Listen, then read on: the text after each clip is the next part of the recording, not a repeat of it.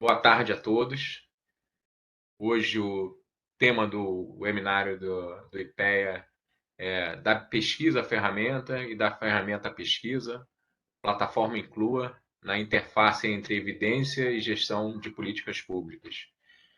Teremos dois pesquisadores do IPEA, o Roberto Pires e a Natália Koga. E como debatedora teremos a professora da UNB, Rosana Boulosa. É um grande prazer ter esse evento, assim, eu acho que minha sensação que é algo bastante inovador essa ferramenta para o IPEA, né? Porque o Roberto e a Natália, né, e outros membros da equipe têm uma vida acadêmica bem sólida, né, e também pesquisas aplicadas, e agora decidiram desenvolver essa ferramenta, né, que já deixa de ser uma pesquisa e passa a ser um instrumento para aprimorar políticas públicas. Então, o IPEA entrando em territórios pouco explorados.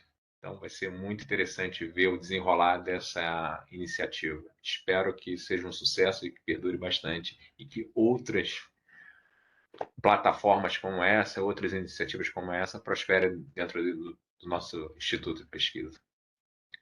A palavra está com você, Roberto.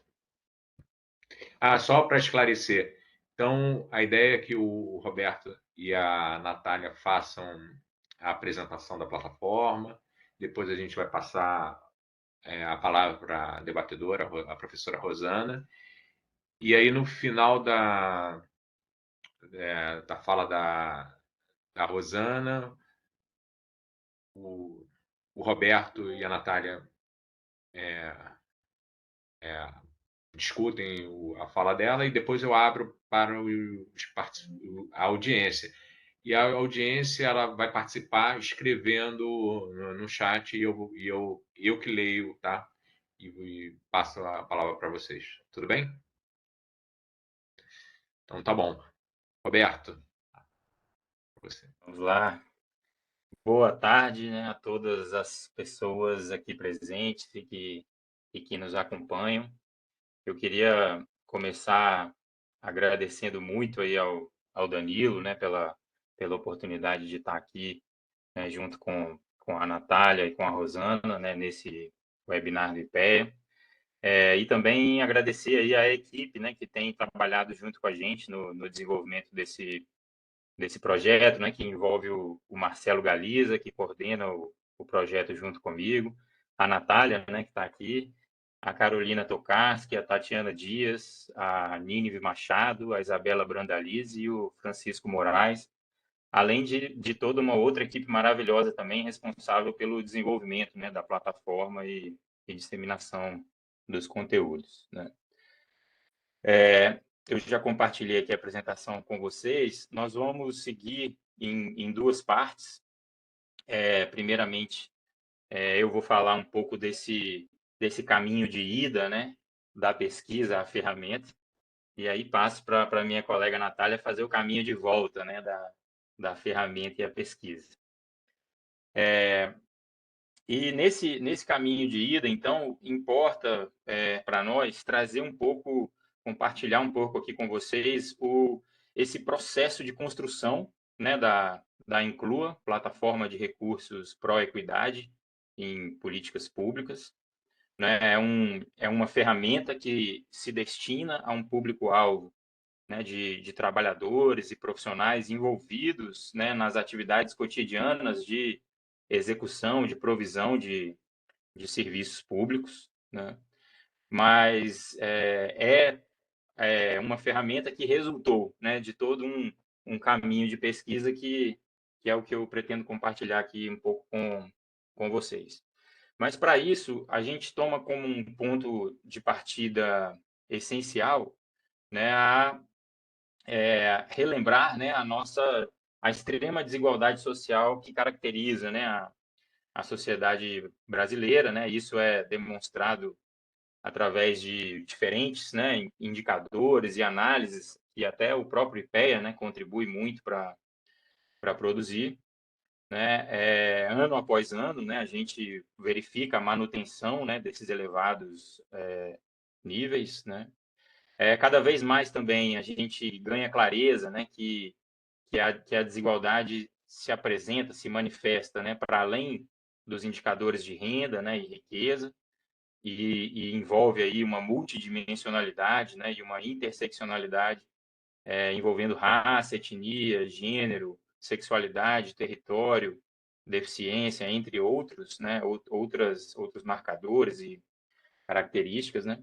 A gente sabe que em função desse entrelaçamento, né, e também, né, de um legado histórico colonial, né, escravagista, patriarcal, né, essa é a desigualdade que a gente experimenta, ela é persistente, né, ela é durável, até porque ao longo desse processo, né, ela logrou também estruturar uma ordem institucional, né, que dá suporte, né, à sua manutenção, né. E aí, em função dessas características, que é essencial a gente compreender, né, esse fenômeno da desigualdade social extrema no Brasil como um fenômeno estrutural. Porém, né, enquanto fenômeno estrutural, é importante que a gente não perceba ele só como algo macro, né, e abstrato, mas algo que participa, né, do cotidiano das pessoas, né, se manifesta e se atualiza, né, nas interações entre as pessoas, né, no cotidiano, está envolvido, né, na construção, né, de formas de pensamento, de conduta, né, de imagens sobre o outro, né, que são construídos, né, envolvendo um processo também de normalização, né, uma cultura que aceita e recepciona e legitima, né, essa estrutura de experiências de vida tão desiguais, né, entre as pessoas. E quando a gente traz, né, as políticas públicas, né, para esse cenário, né, em geral, nossa primeira reação é sempre pensar as políticas públicas como um instrumento, né, para enfrentar, para combater os males, né, associados às desigualdades sociais. Então, as desigualdades são como se fosse um objeto, né, para as políticas públicas, né? E esse entendimento ele está de acordo com dispositivos constitucionais, né, sobre o papel do Estado brasileiro, né, e além disso faz todo sentido, né, enquanto finalidade e missão para diversas políticas públicas. Embora também é importante a gente lembrar que existam políticas públicas que contribuem, né, e fortalecem essas desigualdades.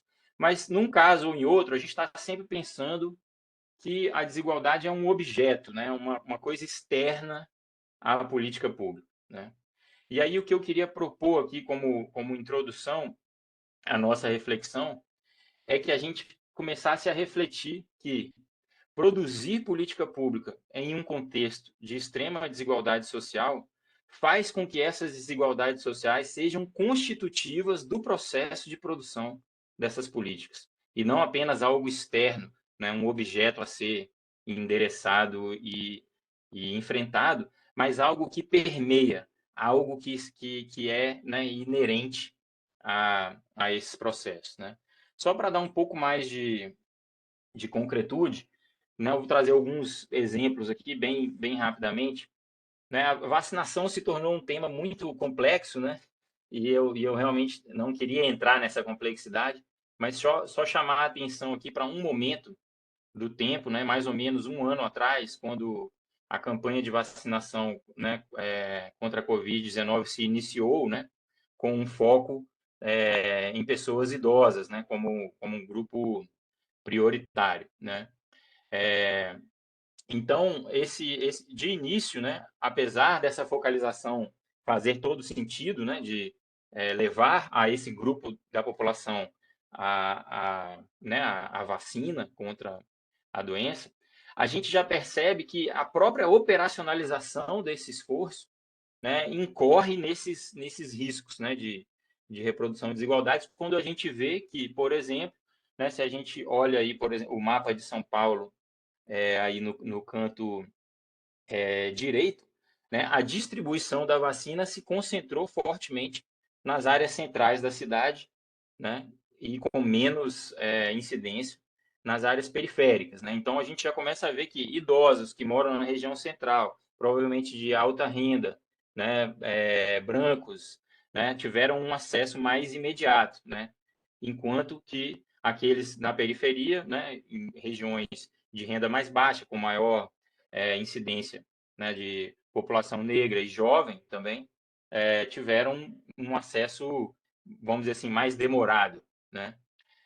E isso fica ainda mais gritante quando a gente compara, né, os dados em relação ao adoecimento, que justamente mostram aí a diferença entre os dois mapas, quase um espelho, né? A vacina foi justamente para os territórios aonde, né, a gente tinha uma menor incidência da doença. Isso se dá, né, fortemente em função das estruturas, dos recursos, né, da localização dos centros, né, de saúde que já existem, que são aí construídos, né, historicamente, né?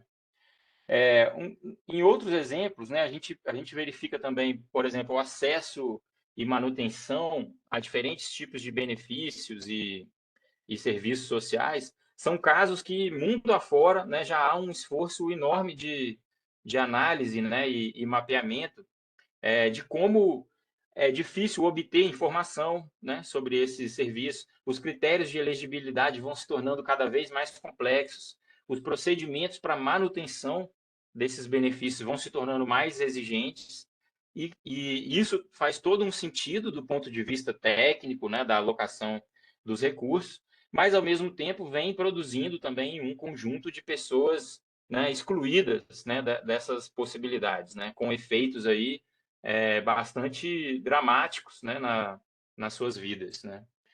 E um outro campo de exemplos também está localizado no que hoje a gente costuma ouvir dizer, né, que é a fronteira aí, né, dos serviços públicos associada aos processos de digitalização, aonde a gente já tem, né, um conjunto de esforços mapeando, né, como que os algoritmos e as ferramentas de inteligência artificial vêm reproduzindo, né, uma série de vieses, né? Hoje a gente já tem bem construído essa ideia de um racismo algorítmico, que é produzido aí por meio de ferramentas como o reconhecimento facial, né, que não funciona, né, adequadamente com pessoas negras e trans, da mesma forma que funciona com pessoas brancas, né? Então, incidindo sobre elas aí toda uma carga, né, repressiva do Estado e um alvo, né, de suspeição que reforça estereótipos, né, já existentes nessas sociedades, né? Então, o que esses exemplos sugerem, né, é que esse processo, né, de operacionalização cotidiana, né, das políticas e dos serviços públicos, que muitas vezes a gente usa o termo implementação para designar, né, a esse conjunto de procedimentos, comportamentos e ações, né, dos agentes envolvidos, né, com as políticas públicas, ele é um campo rico, né, abundante em riscos, né, riscos que podem fazer com que pessoas que já estão em situação de desvantagem tenham essas desvantagens reforçadas, né? Então, isso significa que, a depender da forma como esses processos de implementação estão organizados e a forma como eles tratam os diferentes segmentos, né, da população, eles podem levar a experiências, né, de inclusão, de dignidade, de exercício de direitos, ou eles podem também levar à exclusão, à discriminação, à desatenção e, eventualmente, também até à violência, né, física, institucional, simbólica e à humilhação.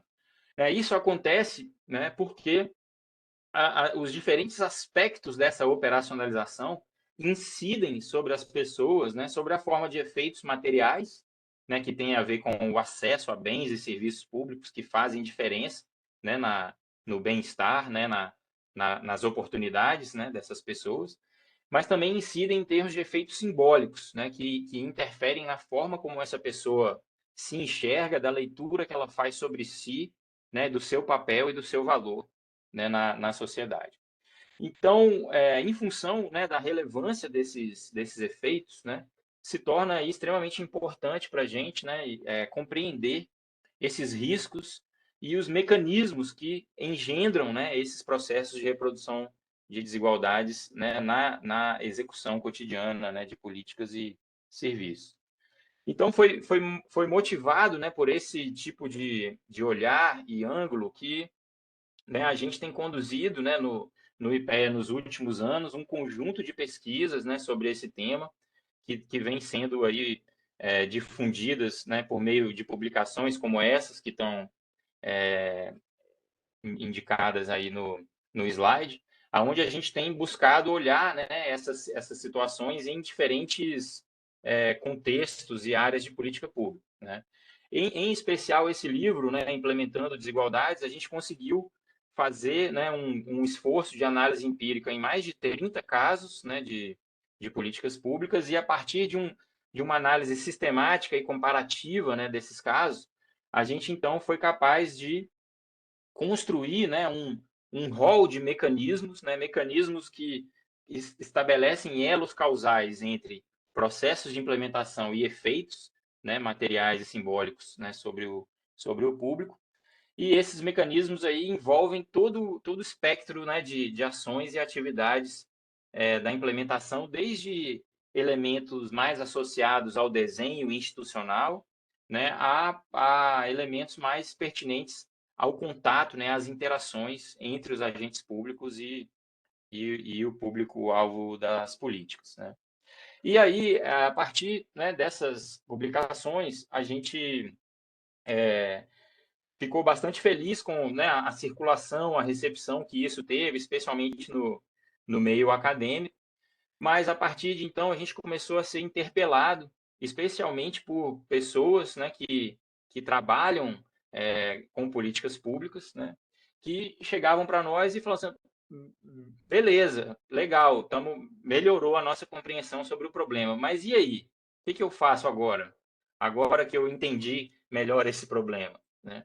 E por muito tempo a gente ficou incomodado sem ter resposta, né, para dar para essas pessoas, e essa inquietude então foi nos movendo nesse sentido, né, de pensar que a gente precisaria retrabalhar esse conteúdo, né, produzido pelas pesquisas de uma outra forma, né, de uma forma que realmente alcançasse e se tornasse útil, né, para essas pessoas que atuam aí cotidianamente nas políticas e nos serviços públicos. Então, esse é o momento em que a gente começa, então, a construção, né, da Inclua, né? E a gente começa esse processo com duas ambições, né, principais. Primeiro, é uma ambição de formação, né, de desenvolvimento de uma atenção e de uma sensibilidade para esses riscos, né? A gente entende que, em função, né, de vivermos dentro dessa estrutura social e dessa cultura que, né, reproduz e legitima a desigualdade, é extremamente importante, então, a gente criar formas de perceber esses processos que já são muito naturalizados, né? Então, a gente vai buscar desenvolver isso a partir das ferramentas de diagnóstico, né, que a gente tem na plataforma. E, para além disso, né, a gente precisava também, como fomos interpelados, né, de oferecer amparo, né, e recursos no sentido de ideias, exemplos, inspiração, materiais, relatos de experiência que poderiam então ser utilizados, né, por esses trabalhadores e profissionais para o enfrentamento desses riscos, né, identificados nos seus casos concretos, né, no sentido da criação, né, de intervenção, de estratégias de intervenção nos ambientes, né, em que eles atuam, né? Isso vai ser desenvolvido na plataforma pela função da biblioteca. Mas como o Danilo mesmo colocou, nós, antes disso, não tínhamos nenhuma experiência com esse desenvolvimento, né, de plataformas ou também com esse diálogo mais direto, né, com esse público de operadores, né, e executores das políticas, né? Então, para nós foi muito importante o desenvolvimento de um passo intermediário, que foi a construção de um guia, né, uma publicação né, que está disponível na plataforma, né, que é o guia Inclua, o guia de avaliação de riscos de reprodução de desigualdades na implementação de políticas públicas. Esse guia, né, ele revela, né, todo esse nosso processo de tentar traduzir teorias, conceitos e mecanismos, né, em perguntas, né, pertinentes, né, para essas pessoas, né, e que pudessem então aí e que foram, né, agrupados em termos de dimensões de análise e indicadores, né? Então a gente chegou a construir aí 5 dimensões de análise que se referem a diferentes, né, momentos ou aspectos, né, da composição, né, de um processo de implementação de políticas públicas. A partir daí, a gente fez várias oficinas de validação e testes, né, com representantes desse público-alvo, né? E aí foi somente a partir desse momento, então, que a gente criou aí as condições para o próximo passo, que era o desenvolvimento, né, da plataforma online, onde a metodologia e as ferramentas propostas no guia são apresentadas, né, de forma um pouco mais automatizada, né? Então, a gente tem aqui tanto as ferramentas de diagnóstico quanto a biblioteca, e ao final, né, a gente consegue conectar os resultados do diagnóstico com sugestões de recursos a partir da biblioteca.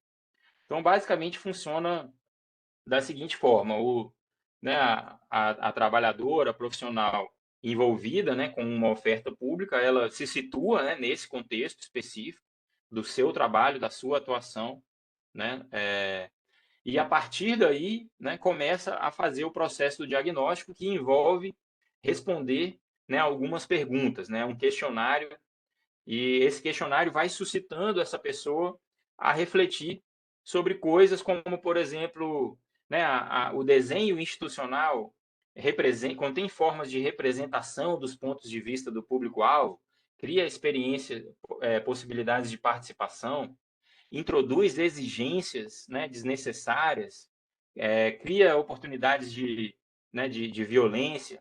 Existe monitoramento, o monitoramento é sensível, né, aos públicos específicos.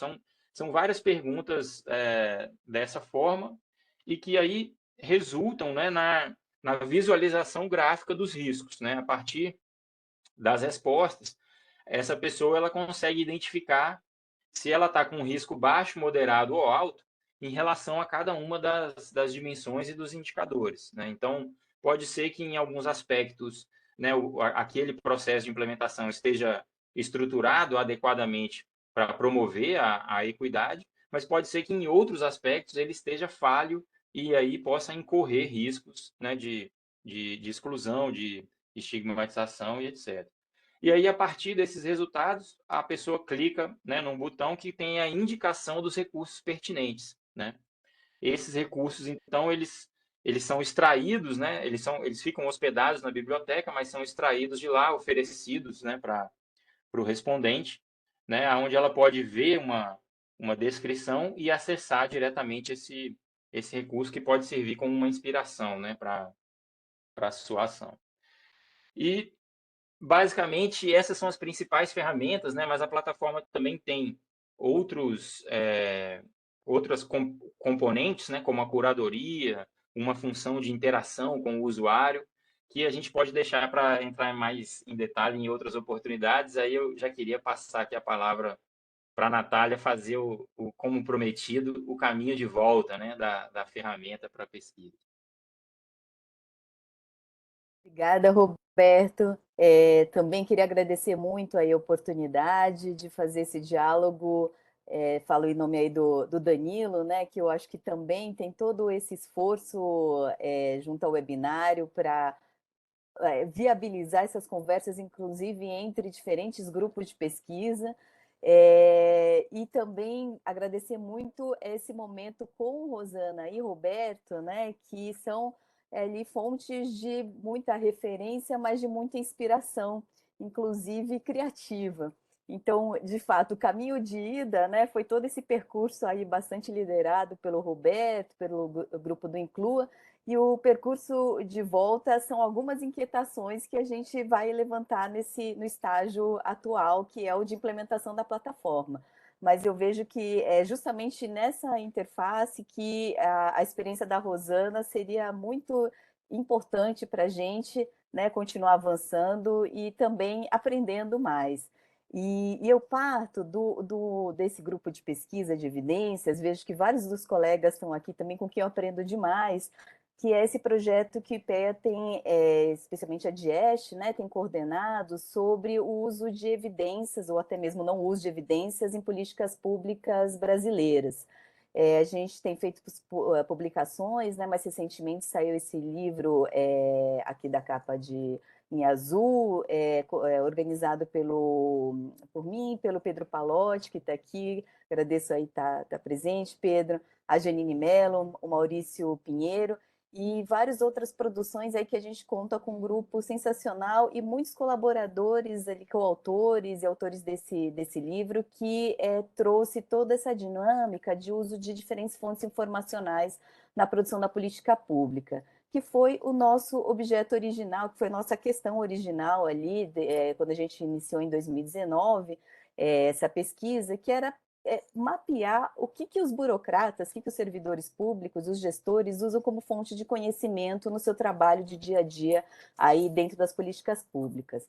E a partir daí, com essa produção, a gente tem caminhado no sentido de entender como é que são essas dinâmicas de uso em diferentes contextos de políticas públicas. E aí eu queria falar um pouquinho de alguns dos resultados dessa pesquisa para justamente fazer essa junção com a história da plataforma Inclua.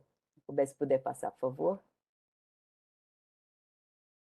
Então, o primeiro dado, né, que a gente se deparou, esses são dados de um survey conduzido em 2019 junto a servidores que trabalham nos ministérios, ou seja, administração direta, em diferentes níveis, foi acerca ali dessa pergunta, né, do que eles utilizavam como fontes de conhecimento, essa diversidade de fontes empregadas aí no trabalho na política pública, que vão desde leis, normas, consulta a colegas de trabalho, experiência profissional do próprio servidor, notas técnicas, sistemas informacionais, base de dados, pareceres legais, recomendações de órgãos de controle, e, finalmente, as fontes científicas, artigos, capítulos de livro, relatórios de pesquisa, aparecem entre os não tão utilizados em relação a essas outras fontes que a gente está nomeando de fontes internas e fontes advindas da experiência dos burocratas.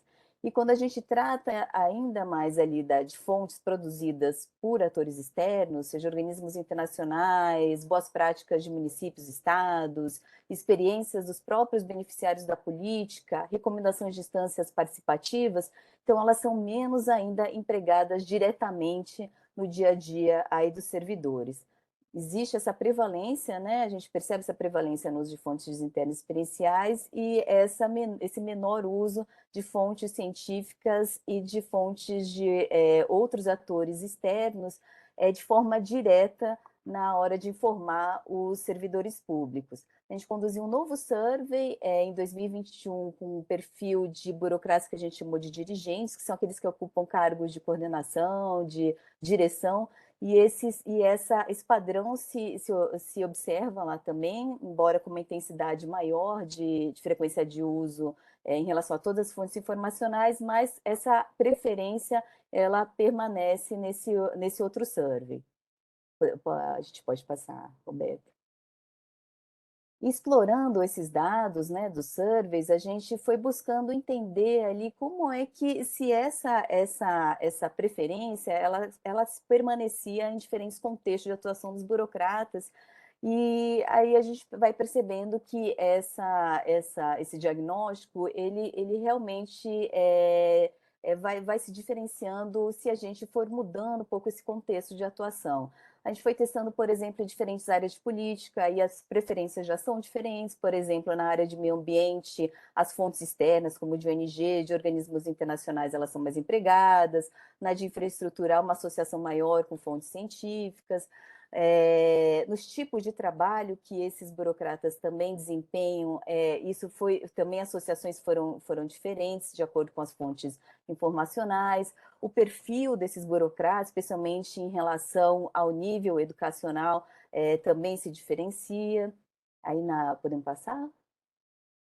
Mas um fenômeno que a gente percebe, e agora, especialmente nessa etapa que a gente está envolvido no momento, uma etapa qualitativa, desse fenômeno de intermediação e produção e coprodução de conhecimento dentro do Estado. O que a gente está falando, né?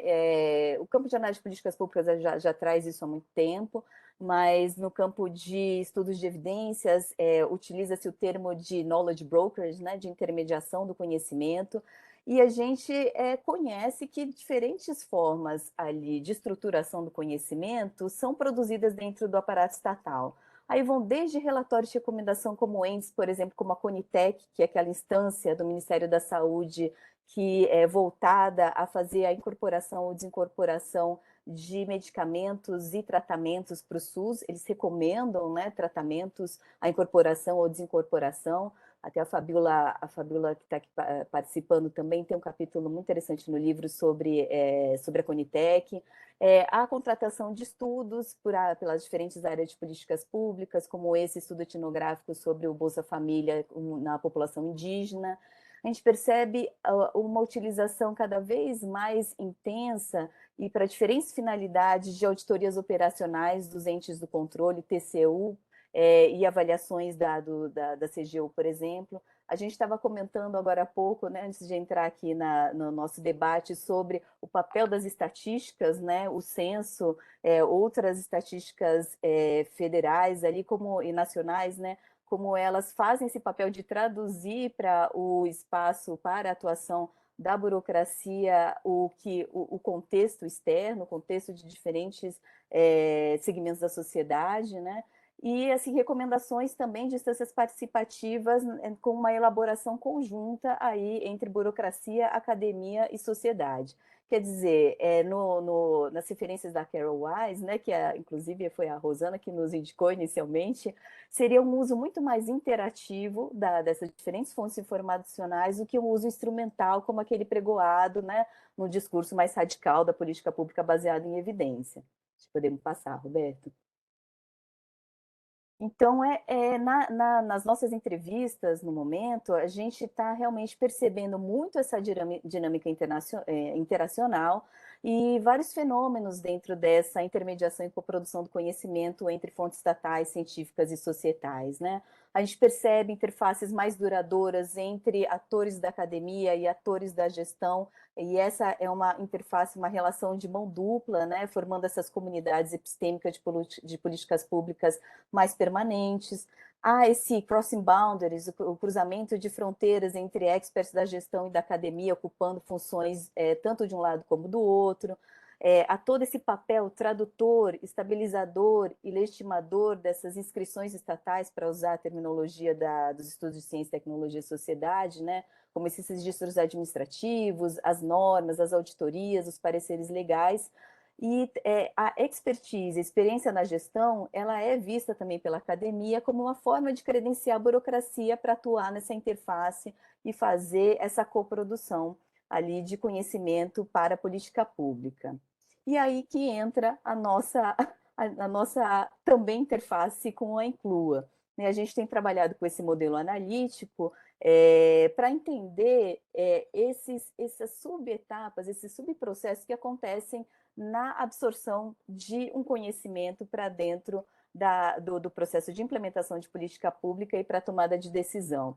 O que a gente está querendo trazer aqui, que é aquela ideia, né, de que vamos achar a melhor evidência, a melhor fonte de conhecimento, a melhor referência para resolver aquele problema específico. Na realidade, o dia a dia da burocracia é muito mais vamos acumulando, vamos discutindo, vamos alimentando, modificando, adaptando o conhecimento para ali a tomada de decisão que acontece com diferentes variáveis que não são só do campo epistêmico, mas do campo político, político institucional, normativo, para ali chegar a um resultado na política pública, seja de alteração ou seja de mudança, ou mesmo de manutenção nessa política pública. Então, esse modelo tem nos ajudado a pensar um pouco da experiência da plataforma Inclua como uma grande experiência de intermediação e absorção de conhecimento. A gente pode passar outro que é só simbólico aí, Roberto. Mas a gente entende aqui que a plataforma ela teve todo esse esforço de passar por essas subetapas, né? Desde o reconhecimento do valor dessa temática, né? Como o Roberto bem trouxe, ela veio ali de uma produção acadêmico-científica, muito ali também de pé, mas de outros parceiros, né?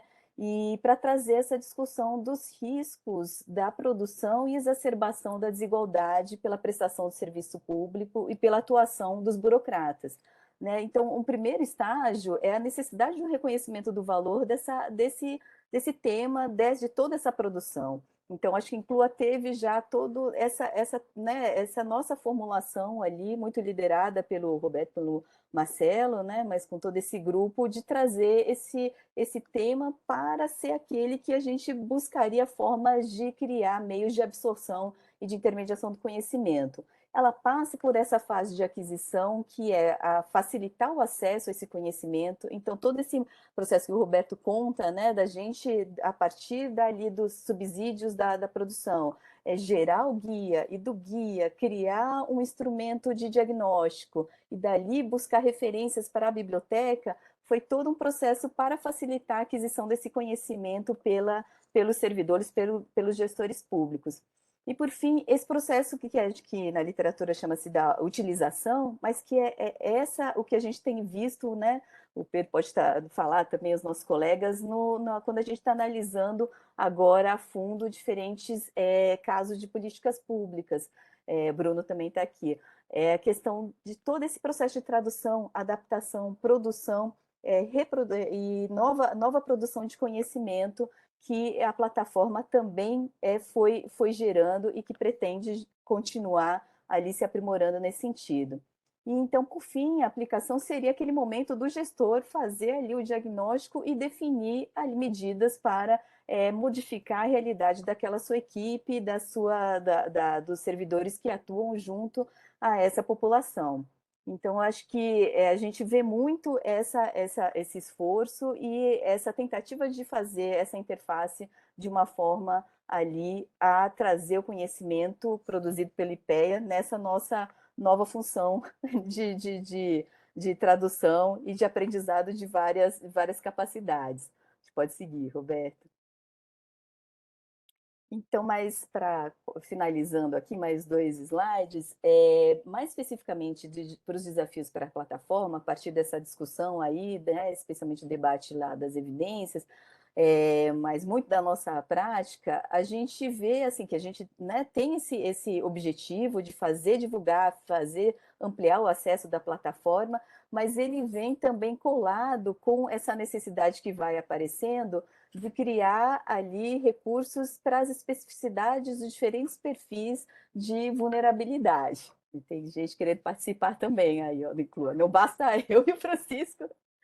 E para isso, justamente a ampliação do acesso e a diversificação ali dos recursos e das redes com as quais conversar, é necessário pensar no desenvolvimento das capacidades institucionais para manter a plataforma, coisas bem de gestor, né? Como manter a sua sustentabilidade, tanto questão orçamentária, mas questão de pessoal, também as especialidades da equipe, né, são diversas, desde a área da pesquisa mesmo, mas de tecnologia, de logística, de comunicação, e isso tudo mantendo a credibilidade, que é um outro achado ali da pesquisa de evidências, que mostra que está lá no topo, quando o gestor vai buscar uma referência informacional, ele quer saber a fonte. Então, ter toda essa escala ampliada, mas mantendo a credibilidade da sua origem. A atualização das informações, ela vai nessa mesma linha ali, né, dos desafios de escala, e todo esse esforço de manutenção e expansão de interações virtuosas com parceiros acadêmicos, porque toda essa construção, né, como o Roberto falou, ela foi muito dialogada com outros grupos de pesquisa da UNB, da GV, da UFMG, e também de grupos de gestores do GDF, a Tati está aqui, né, e dos grupos ativistas também dessas populações. Então, isso tudo envolve esforço tremendo que a gente, né, Roberto, fica sempre falando como é que, quando crescer, como é que a gente vai dar conta. E, Rosana, a gente queria muito te ouvir nesses desafios. E o último, que aí é finalmente o último slide da ferramenta pesquisa, o que a gente foi pensando assim, em relação a tanto os desafios, mas também as potencialidades da ferramenta, né? Eu acho que essa tensão é inerente ali da relação, né, entre gestão, academia, sociedade, ela sempre é inerente, vai ser contínua, mas ela pode ser profícua, né? Então, a teoria, a metodologia, a aplicação, cada um lá tem os seus rigores, suas demandas, e eles precisam coexistir, e a plataforma é o espaço onde ela está coexistindo, né? Então, como é que manter essa tensão contínua e profícua? A multidisciplinariedade, eu acho que é algo assim muito valioso da plataforma, que te obriga a falar com diferentes campos do conhecimento. Então, a partir ali desse uso, é possível gerar essas interlocuções e conhecer de novas abordagens teóricas, analíticas, metodológicas de outras comunidades. E esses últimos dois, que eu acho que são os mais endereçados aí, pelo menos de minha parte, para a Rosana, que como é que a gente, que inspirações que a gente pode ter de métodos e técnicas para monitorar e avaliar essas etapas de absorção. O uso, não só o uso, né, da ferramenta, mas assim de todo esse processo ali, de será que ela realmente ajudou a valorar esse nosso tema? O acesso está sendo, de fato, facilitado? Os burocratas estão utilizando de que forma? Os gestores estão utilizando, né?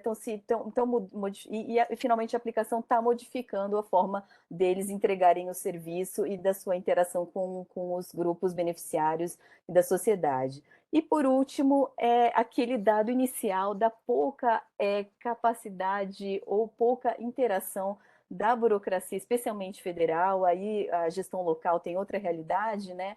Mas quanto à sua permeabilidade das demandas e do conhecimento dos beneficiários e da sociedade. Então, como é que essa ferramenta, eu não sei se é ela, mas se ela poderia ser um potencial espaço de coprodução de conhecimento, né?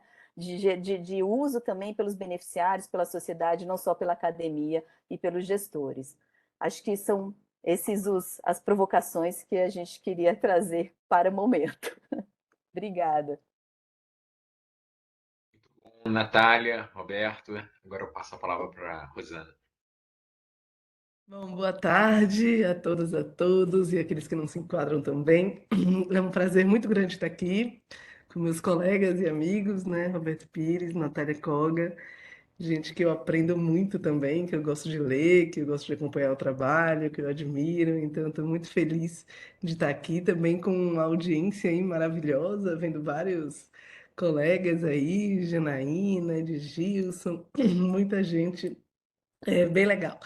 Eu estou levemente rouca, porque acabei de sair de uma Covid, mas vou tentar manter minha voz dentro de um padrão aí, se for possível. Bom, eu, antes de mais nada, queria dizer que eu acho incrível a plataforma que vocês criaram, né? Eu acho um esforço, assim, eu louvo muito esse esforço inaugural de vocês, porque era algo que a gente já podia ter há bem mais tempo, né? Instrumentos como este, e a gente, mas que bom que a gente está tendo agora, em 2022, mas a gente começou a enfrentar, né, essa lacuna grande aí. Então, eu vou fazer alguns comentários aqui, pegando assim quatro dimensões que me parecem bem importantes para a gente, talvez para que eu possa entender melhor a plataforma, mas para que a gente possa discutir, que é conhecimento, aprendizagem, normatividade, que eu acho também importante, né? e a sustentabilidade, que é um pouco essa provocação que Natália fez, que eu não sei se eu posso ajudar, Natália. Mas, por conhecimento, né? A primeira coisa que, assim, quando a gente fala de conhecimento, a gente tem muito uma ideia assim de que o conhecimento, para discutir conhecimento, é importante a gente saber onde é que esse conhecimento é produzido, né? Ou como esse conhecimento é utilizado, né? Quais são os tipos e tal, e tal, e tal. Mas aí fica uma pergunta anterior, né? Que é o que é conhecimento, né? Esse tal desse conhecimento que vai aí alimentar os processos e tal, e a gente dentro dessa linguagem toda internacional, será que alimenta mesmo, né? Eu sempre coloco uma interrogação aí sobre sobre esse verbo, porque eu não sei se alimenta, mas talvez ele conforme, porque os processos são conhecimentos em ação, né? São conhecimentos articulados, são conhecimentos em transação, diria John Dewey, né? Conhecimentos que vão se conformando mutuamente. Então, eu acho que entender bem assim o que é que a gente chama de conhecimento pode ser um caminho bem importante para a gente discutir melhor por que determinados conhecimentos, quando a gente cai mais numa tipificação, que também é necessária, é claro, mas por que conhecimentos mais ligados à tal da experiência, né? Eles são mais utilizados, como você mesmo falou, Natália e Roberto também trouxe um pouco disso, do que o tal do conhecimento científico, né? Ou do conhecimento que é apreendido ou que é absorvido ou que vem de uma fonte que a gente consegue determinar como fonte, que a gente consegue chamar e identificar como fonte. Mas a maioria dos conhecimentos, né, em ação que nos conformam não tem fontes, né? É como o racismo estrutural. Né?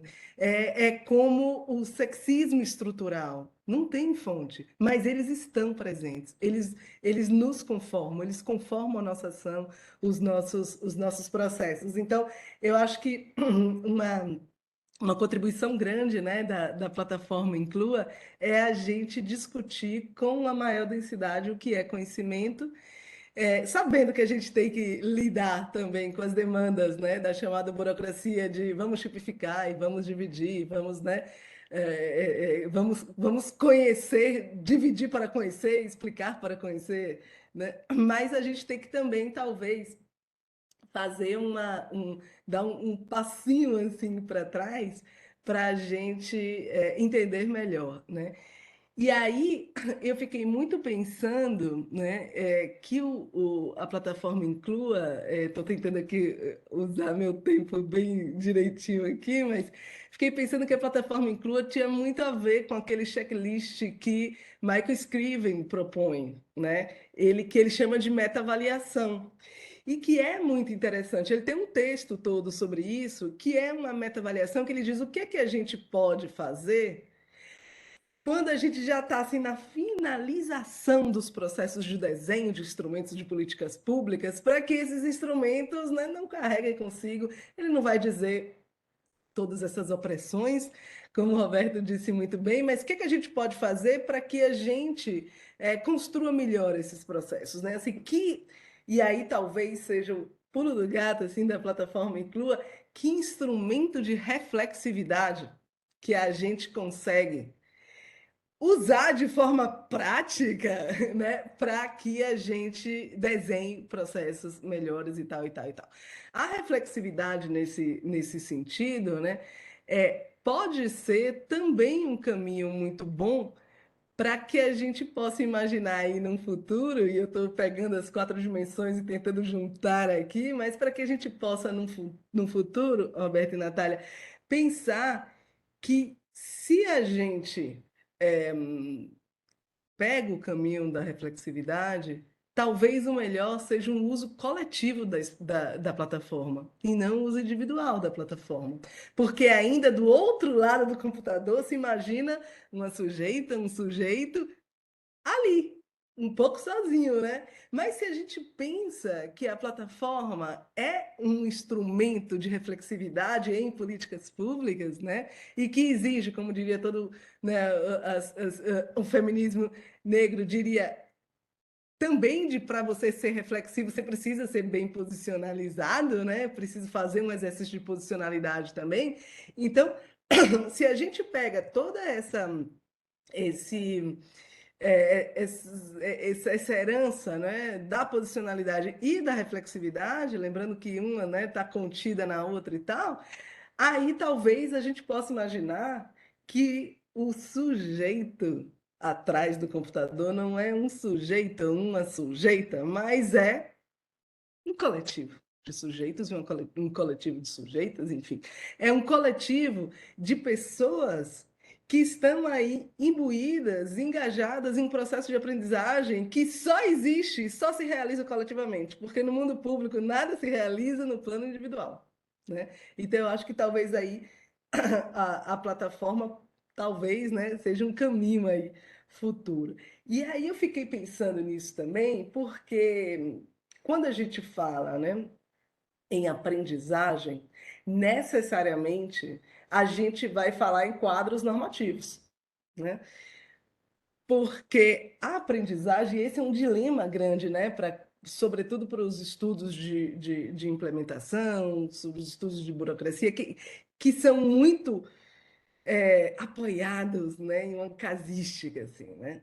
Então, os casos nos ajudam, sem dúvida, mas os casos também podem nos oferecer, né, algumas bases mais amplas, algumas bases normativas que são necessárias quando a gente vai discutir aprendizagem e aprendizagem coletiva, porque a gente não tem nem como ah, fazer um caminho de volta para pensar quais são os processos de aprendizagem que essa plataforma proporcionou, se não for coletivamente.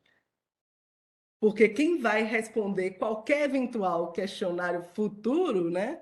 E aí talvez a gente possa chamar de um outro modo, ou teria que ser o mesmo indivíduo, a mesma indivídua, mas assim, já numa situação completamente diferente, né? Ou você não tem como fazer comparações, e também o objetivo não é comparar, mas é desenvolver aprendizagem, é desencadear processos de aprendizagem. Então, eu acho que talvez também pensar na dimensão normativa, não é como aquela dimensão que, de forma mais contundente, conforma os quadros valorativos que vão dar sustentação às evidências, né? E pensando que não há evidências, o que valida, né, uma evidência é o quadro valorativo normativo que tem por trás dela, porque longe disso nenhuma evidência se sustenta, né?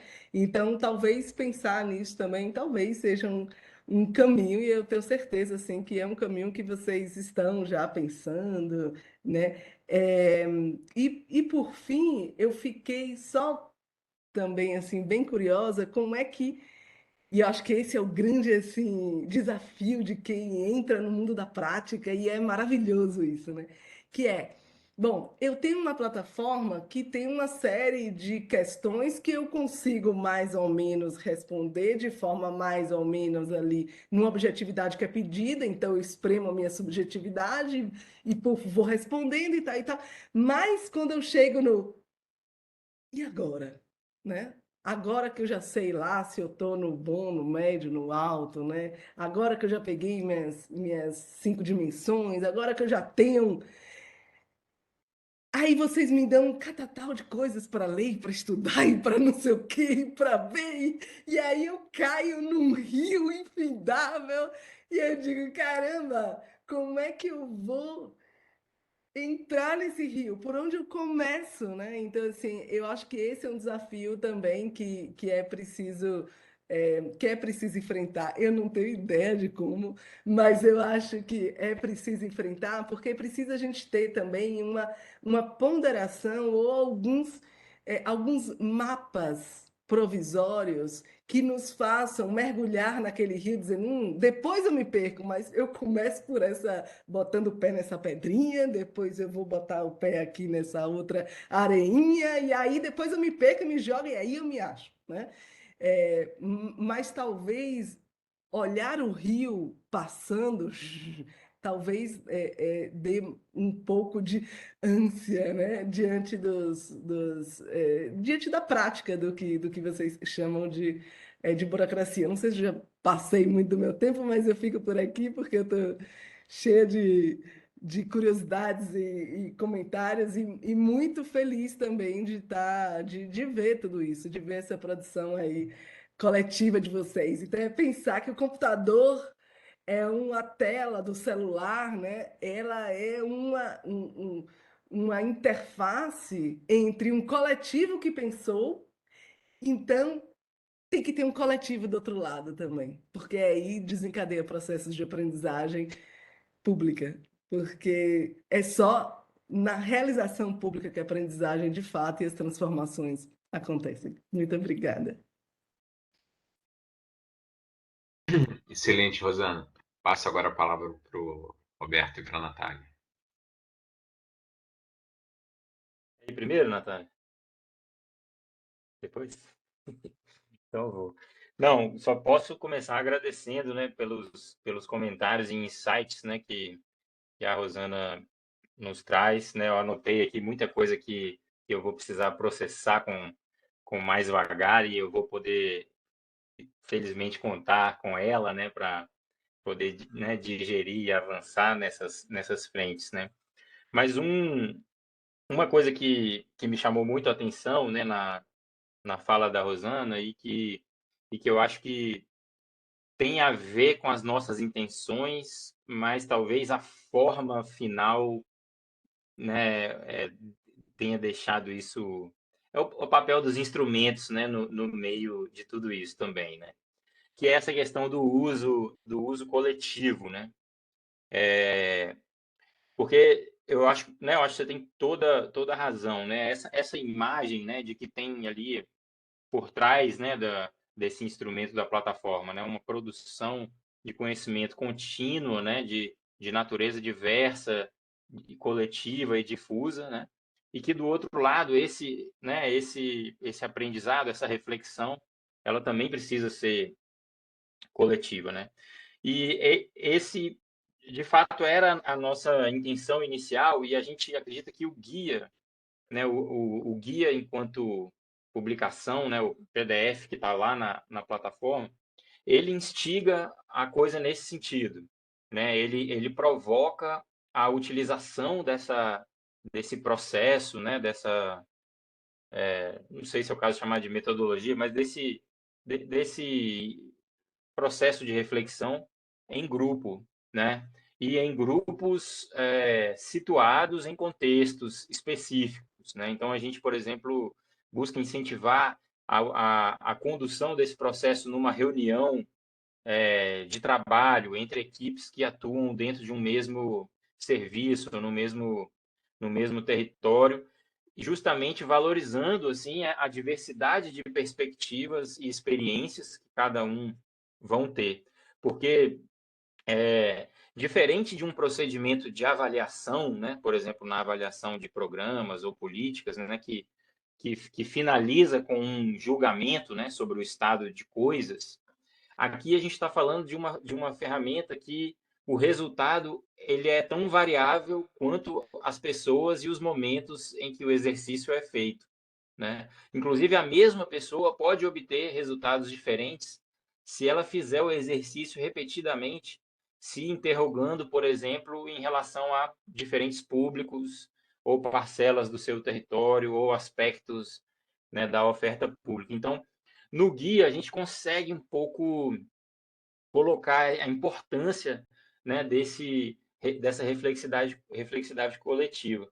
Agora é isso, na hora que o computador entra no meio, né, ele começa assim, é um personal computer, né? Já começa é difícil você colocar um grupo, né, em volta de uma tela pequena, né? As pessoas vão ter que então, mas a gente está pensando, né, buscando desenvolver materiais de orientação ao uso da plataforma que permitam essa reflexividade coletiva, ainda utilizando né, esse questionário online. Né? A gente pensa que ele pode ser administrado de formas diferentes, né, envolvendo grupos, ou até em grande escala também, um pouco talvez até num sentido de um survey, assim, dentro de um, né, de um contexto, né, seguido de uma discussão dos resultados obtidos individualmente, né, talvez, ou um momento de resposta coletiva também às perguntas, né.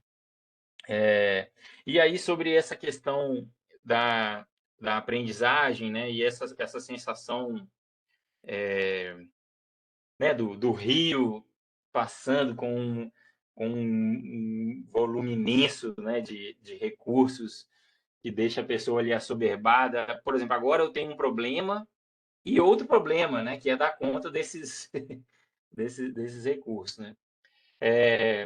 Isso é algo que a gente vai precisar evoluir assim, na parte tecnológica, né, para a gente conseguir fazer com que a indicação dos recursos seja cada vez mais pertinente, né, e aderente, né? Mas, por um lado, isso também aconteceu porque a gente partiu de um princípio que fosse o de não trabalhar com uma ideia de modelos, né? Ou uma ideia de um receituário, mas mais com uma ideia de ingredientes, né? Então, olha só, toma aqui uns ingredientes e a gente, né, aposta na sua capacidade, né, reflexiva, criativa, sobretudo levando em consideração o contexto no qual você está inserido e que a gente não sabe qual é, né? Então, eu acho que o que você está nos dizendo isso é uma exigência, né, muito grande em cima do nosso interlocutor, né? Mas é uma exigência que também parte de um pressuposto de uma capacidade crítica e criativa e adaptativa, né, nesses cenários, justamente para evitar uma coisa né, de defesa de algumas abordagens ou modelos, né, em particular. Mas, enfim, são só umas reações. Eu acho que os comentários foram incríveis. Deixa eu passar para a Natália aqui, que deve ter outras questões também. Rosana, também como Roberto, super agradeço. Eu acho que a gente não tem, só tem mais inquietações, né? E aí eu já também pensei em outras a partir dos seus comentários. De fato, essa questão do rio caudaloso, eu já vi eles voltando para o início do ciclo lá, falando, poxa, a gente facilitou tudo, aí fiz o diagnóstico, e o Roberto sempre é muito preocupado, né, de gerar, depois do diagnóstico, uma sensação de, ah, não, então não tem o que fazer, né? Então, os recursos eles viriam justamente para trazer aquela sensação de sim, podemos agora né, agir sobre isso. Mas essa dimensão, de fato, a gente ainda eles estão fazendo umas coisas muito bacanas, né? Inclusive, sexta-noite passada ali a gente estava testando um novo recurso de como trazer as pessoas para sair da tela e fazer um exercício ali do coletivo e refletir a partir disso. Mas ainda, eu acho que mais na pegada do diagnóstico do que da pegada do uso dos recursos. Mas eu acho que isso é uma dimensão que a gente pode trabalhar e é isso que o Roberto falou, né? Acho que contando contigo. Eu achei muito interessante a questão da normatividade, né? Os quadros de valores, a normatividade, porque no fundo a gente está mexendo com isso, está querendo incidir sobre isso, né? Então tem que também entender os diferentes quadros que a gente vai ali se deparar e se a gente dialoga com eles, e um quadro valorativo normativo que a gente também tem sempre se desafiado a pensar é daqueles que ainda não refletiram sobre a questão, né? Assim, uma coisa é falar para os que já estão sensibilizados, né? A outra é como o tipo de acesso, o tipo de chegada aí com aqueles que ainda não refletiram sobre isso. Eu acho que é um outro também material, outro recurso, outra forma de abordagem. Isso acho que é uma coisa que acho que é para um passo posterior, né? Primeiro a gente está falando com aqueles que estão interessados em já usar a plataforma, mas eu acho que é uma dimensão que a gente precisa considerar e trabalhar. E a reflexividade, eu acho que, e aí que entra o elemento também, né? Já fiquei pensando um exercício ali, não só com as equipes gestoras, mas também dos beneficiários, né? Dos usuários dos serviços, né? como é que talvez a gente conseguisse fazer algum exercício com a fala deles, né, considerando a voz deles e a partir daí também trabalhar em todas essas dimensões, tanto da sensibilização como da aprendizagem coletiva e da possibilidade de incidência, né, de alguma mudança no contexto deles. Mas não, acho que super bacana, né, Roberto, como a gente esperava, e acho que a gente continua com essa discussão. Maravilha. Rosana, tem algumas perguntas aqui no chat, mas você gostaria de fazer uma tréplica? Uma réplica? Não, não é nem tréplica nem réplica, é só dizer que eu fiquei aqui enquanto vocês falavam, né, imaginando assim como é que seria a Inclua a plataforma como um jogo, né? Um jogo de mesa, né? Com uma dimensão lúdica muito grande, né? Que a gente, porque a ludicidade ela potencializa a aprendizagem, né? E a gente consegue também por meio da ludicidade, a gente consegue dar nome às disputas, né? De um modo leve, porque no fundo, assim, qual é a grande dificuldade de um preenchimento individualizado, né? É que as disputas não emergem tanto, né? Porque o quadro normativo do sujeito e da sujeita que está preenchendo é o que vai guiar ali o preenchimento. E, na verdade, quando a gente fala de opressão e quando a gente não é, fala dessas estruturas que os estudos decoloniais colocam tão bem, né? Assim, de que essas opressões são estruturais também, e por serem estruturais, elas são componentes dos instrumentos de políticas públicas que a gente cria. Então, eu acho que traz o modo assim, que a gente evidencia, né, a opressão é por meio das disputas, né? Porque há forças contrárias à opressão também, né? Então, a gente tem que entender que disputas são essas. Então, talvez uma coisa interessante de um jogo, né? De um jogo de tabuleiro e todo mundo, né, um pouco ao redor assim. Eu sei que no mundo da virtualidade isso também é possível, mas é que eu não chego lá. Mas a gente revelar disputas. Sem revelar disputas é muito difícil a gente promover a aprendizagem. Pronto, era só isso. Obrigada, Danilo. Bom, tem perguntas aqui no chat, eu vou ler. A primeira é da Fabiola Supino Vieira, tá? E ela diz: Roberto e Natália, parabéns pela iniciativa. Gostaria de saber como se dá o processo de identificação e síntese das evidências que alimentam a plataforma. Vocês dispõem de uma equipe né, para apoiar nesse processo? E depois tem o Edgilson Tavares, que diz: Colegas, parabéns pelas apresentações.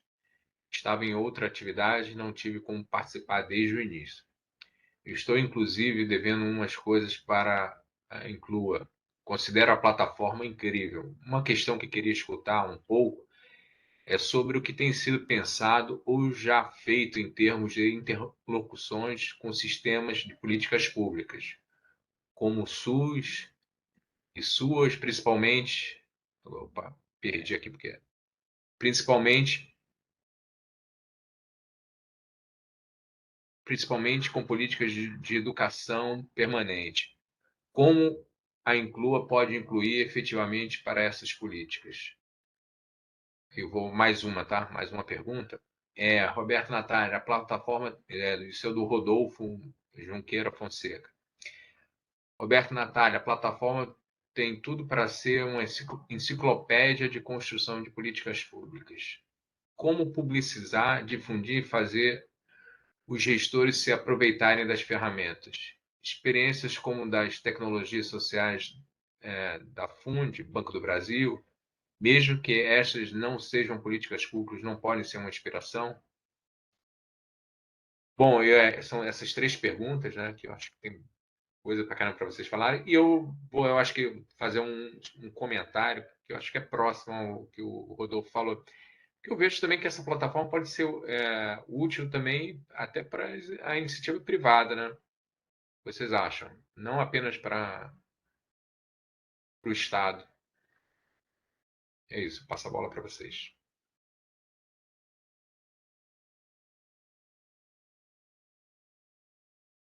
Agora você começa, Natália. Estou pensando aqui se conta ou não conta da parte Conta, lúdica, Roberto. Então, conta. aí você conta. E é até interessante que a metáfora do Danilo já também interagiu aí com essa nossa experiência, né? O Roberto está trabalhando com a Isabela nesse sentido, sabe, Rosana, de fazer o desenvolvimento de uma ação interativa que realmente é um jogo de tabuleiro, né? E foi isso que a gente ali vivenciou na sexta-feira passada. Ele está em aprimoramento, mas ele busca. Eu acho que surgiram, foi bem interessante agora o comentário da Rosana, porque a gente consegue avaliar lá a nossa dinâmica, né? E de fato emergiram disputas, e eu acho que é a isso que a gente estava, né, precisando chegar, esse objetivo, talvez a revelação da disputa seja o grande objetivo aí do jogo. Não sei se o Roberto quer acrescentar ali, mas Não, tá perfeito, é isso mesmo. Mas é ajudou. isso, Rosana, a gente está tentando alcançar esse ideal aí. Tá sendo complexo, mas acho que vai dar certo. Ainda no nível 3D, assim, não 3D manual, né? Não no digital, mas quem sabe mais para frente. Aí a pergunta da Fabiola é interessante, né? A questão da síntese das evidências. Eu entendo que o trabalho ali que foi feito na elaboração do Guia Inclua foi esse processo de síntese de evidências, né? A partir que foram os casos do livro, né, Roberto, que geraram aquela tipologia e a partir da tipologia a construção do guia. Mas, de fato, essa questão da atualização dos recursos, mas tem também essa atualização das evidências, né, das fontes ali da produção do conhecimento científico que a gente precisa né, se atentar ali para estar sintonizado e também fazer as adaptações ao longo ali das novidades que forem surgindo. Acho que é uma dimensão bastante importante. E ela fala sobre a questão da equipe, é isso que o Roberto pode falar mais, como é que ele coordena, né? Como eles concebem a questão da equipe. E da Fundação Banco do Brasil, que o Rodolfo mencionou, a gente está olhando outras experiências ali de intermediação do conhecimento, né? Eu acho que no momento, como o Roberto sempre muito assim cuidadoso, né? Colocou para a gente que era que tivesse, né, o substrato para poder oferecer ali né, os recursos. Então a gente trabalhou muito nesse sentido. Mas mesmo nessa coleta dos substratos é algo que é feito muito manualmente, né? A gente individualmente vai indicando pessoas que a gente conhece, vai nos passando referência. Eu não sei que dinâmica que poderia ali para fazer uma varredura mais ampliada e otimizada, mas eu acho que no estágio atual ela está assim bastante rechonchuda e assim interessante nos formatos também. A questão da curadoria que o Roberto mencionou, eu acho que é um sinalizador de como entrar no riozinho, sabe, Rosana? Ali é uma ajuda, assim, né? Começa por aqui, né? Acho que já tem algum insight ali que a gente vê que precisava de alguma coisa nesse sentido. Então, acho que está muito legal, que está muito convergente com as preocupações, não necessariamente ali com as realizações que estão em andamento. Passar para o Roberto. Valeu, Natália. Pegando pelo comentário do Danilo, né, a gente vê sim essa aplicabilidade, Danilo. Eu acho que talvez assim a motivação grande, né, da gente ter feito a plataforma é que a gente já vê algumas ferramentas sendo desenvolvidas para o setor privado. Inclusive a gente já mobilizou algumas lá na biblioteca, né? E a gente sentia a falta de alguma coisa desse tipo, né, para as organizações públicas, né? Mas com certeza tem uma área aí de interseção importante, né?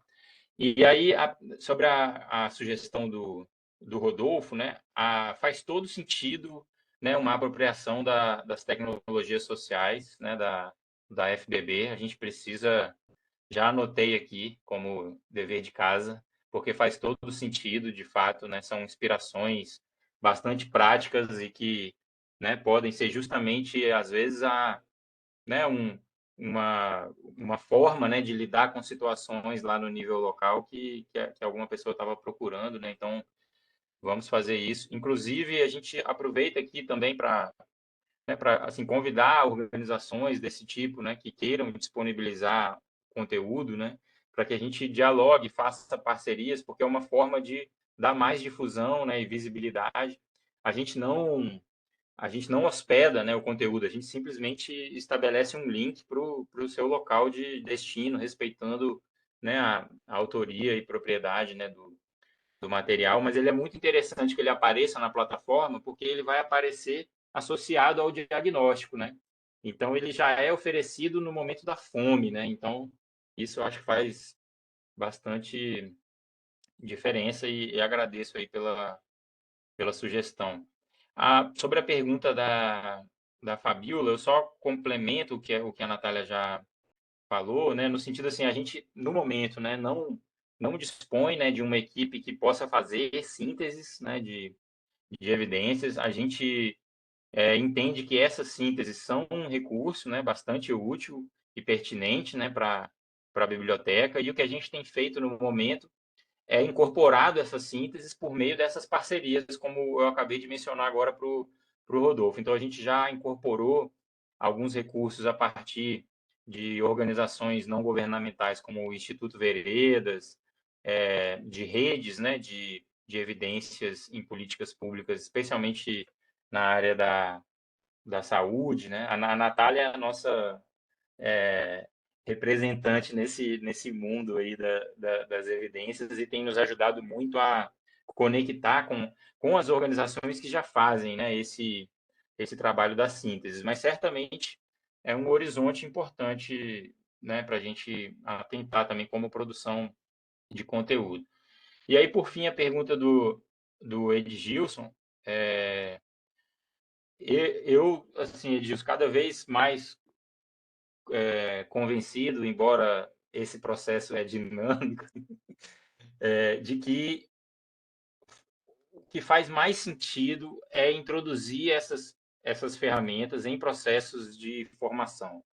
É justamente o local e o momento que a gente consegue trabalhar isso de forma mais coletiva, é justamente o momento que a gente consegue não deixar a ferramenta solta, né, como se fosse um uso desorientado, né? E é um momento que também, conforme a Rosana colocou, a gente conseguiria explorar as repercussões do processo reflexivo, né? E não deixar ele terminar na beira de um rio caudaloso, né? Então, a gente tem feito e observado algumas experiências de inclusão, né, dessas ferramentas em processos de capacitação, por exemplo, do SUAS, né, em Pernambuco, na Paraíba, mas isso tem acontecido por enquanto de modo mais informal, assim, pela nossa penetração por meio de redes pessoais, né, e não ainda de uma forma articulada, né, como estratégia junto aos sistemas, né. A gente também tem uma experiência com a Secretaria de Cultura do Ceará, também bastante interessante. Então, essa aí é uma avenida, eu acho, estratégica, né, para a gente refletir e desenvolver mais ações nesse sentido. A gente tem procurado também, temos tido um diálogo excelente com a ENAP também, no sentido de tentar construir uma oferta regular, né, de capacitações que incorporem, né, as ferramentas aqui, né, no processo. Isso também requer, da nossa parte, o desenvolvimento, né, de materiais de apoio ao docente, né, que venha a utilizar essas ferramentas, né. A gente precisa fazer isso. Mais uma coisa para fazer. E acho que é isso, né? Acho que não faltou. Muito bom. Ô, Rosana, você gostaria de falar mais alguma coisa, tal? Eu Aproveitando. queria só agradecer mesmo, dizer que eu quero muito acompanhar assim, o desenvolvimento disso tudo, ver como é que esse rio caudaloso vai se comportar e tal. E eu acho que há muitos caminhos, né, que vocês já apontaram também, que vocês já estão buscando. Então eu desejo assim, não só para vocês, mas para o país, né?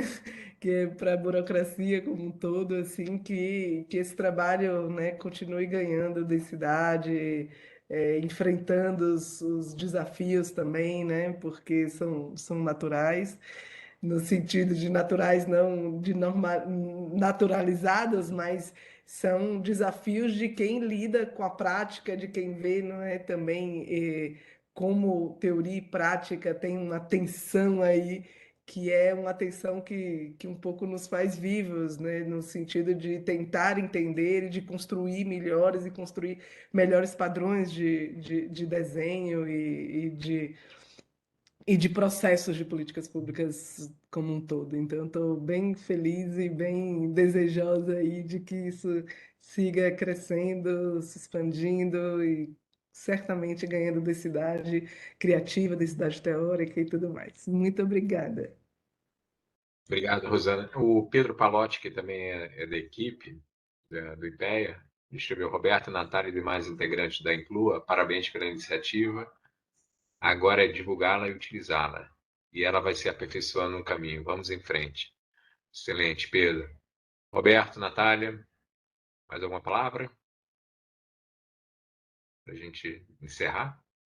Sim, parece que O Edilson surgiu. fez um Ah, comentário tem aqui. mais uma pergunta? Ah, ótimo. Desculpa, eu não tinha visto. Vamos lá. O O Wellington. Edilson Tavares. Massa, sugiro que entre em contato com o Núcleo Nacional de Educação Permanente, do NEP, do SUAS, e com os núcleos estaduais. Estou no NEP. E o Wellington Luiz Barbosa escreveu: existem iniciativas equivalentes a plataformas implementadas em outros países, principalmente na América Latina? É uma pergunta, tá? E depois o Calvin Furtado: parabéns a todos e todas pelas explanações, excelente iniciativa. E Arlene, um abraço, Rosana e Roberto. É isso. Aí vocês poderiam responder e depois fazer um encerramento, porque já são 5h30. Tudo bem, Natália e Roberto? Ah, ótimo. Tá joia. Eu não tenho mais nada a acrescentar, além de agradecer. Eu acho que essa sugestão do Edilson, o Roberto vai comentar, vai ser ótimo. E em relação à América Latina, a gente pode pensar em interlocutores, né, Roberto? Mas eu também não conheço experiências similares, mas eu acho que pode ser algo que a gente possa fazer, né? Pensar em buscar até para a gente aprender ou até divulgar. Muito obrigada, pessoal. Foi excelente, adorei. Obrigado, Obrigada, viu, Natália. Danilo. Danilo é nosso grande incentivador aí também. Olá, Roberto, e você? Sobre a pergunta do Wellington, né? A gente fez dentro do possível, né? Um mapeamento assim também internacional de ferramentas assim, plataformas, né? Ou ferramentas semelhantes, né? Algumas delas a gente até incorporou na própria biblioteca, né? Da Inclua, né? Em geral, o que a gente notou é claro que esse processo, esse mapeamento é sempre incompleto, né? Mas o que a gente notou é que ou essas ferramentas são focadas em experiências, né, de exclusão específicas, né, associadas a gênero ou a raça, principalmente, ou são focadas em políticas públicas específicas, né? Então, com esse escopo assim ampliado de pensar a desigualdade de modo multidimensional, interseccional, e criar uma, né, vamos dizer assim, uma embocadura que pode levar a um processo de autorreflexão em diversos tipos, né, de política pública, a gente não encontrou, né? Então, esse diálogo, assim, pensar, né, a possibilidade de extensão para a América Latina é um desejo assim daqueles que a gente sabe que ainda tem um longo caminho, né? Mas que seria extremamente interessante, até porque esse projeto ele foi muito desenvolvido com o apoio da CEPAL, né, na sua etapa de pesquisa, né? Então a gente acha que talvez a gente ainda consiga retomar esse diálogo e o interesse, né, de órgãos desse tipo, né, com abrangência regional, para poder pensar um processo colaborativo com outros, né, institutos e pesquisadores e coletivos nesses outros países, né. Excelente. E aí o Edilson se prepara aí que vamos conversar então sobre isso, que a sugestão é ótima. E por fim, agradeço a todos e todas e ao Danilo, foi excelente. Para nós, muito bom poder compartilhar, ouvir essas ideias, esses insights. E nos vemos aí nas próximas. Então, vou encerrar aqui. Muito obrigado a todos. Foi excelente participar aqui do webinar com vocês e até o próximo webinar. Adeus, pessoal. Boa tarde.